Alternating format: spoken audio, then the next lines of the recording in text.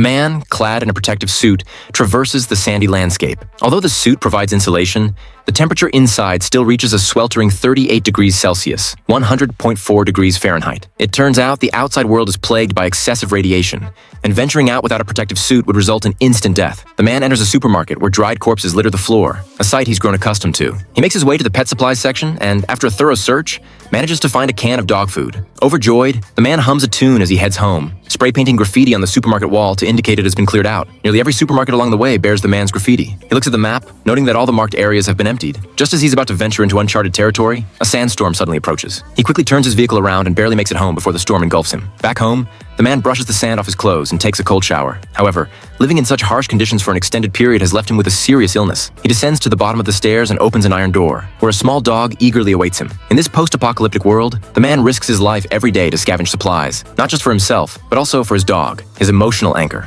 After pouring the dog food, he licks the spoon himself. However, as he continues to raid nearby areas, the supplies in his refrigerator dwindle, leaving him feeling helpless. In his spare time, the man works on developing an intelligent robot. The robot's mechanical hand picks up a book, pushes it under a guillotine to cut off the edges, and then scans each page into the computer. Meanwhile, the man repairs the robot. Suddenly, the power goes out. The man heads to the rooftop to fix the generator, only to discover an approaching thunderstorm headed his way. He rushes back to the lab, where his instruments detect that the storm will last for over a month, while his food supplies are running critically low. At this point, the man can't afford to worry about the future. He opens a can and savors its contents. Without waiting for the robot to finish receiving data, he equips it with limbs and conducts a simple test. Then, he gathers all the food and his dog and sets off for the next survival location. But in this post-apocalyptic world, is there truly a place to settle down? Due to copyright reasons, we'll have to leave the story here. If you're interested, you can check out the original film.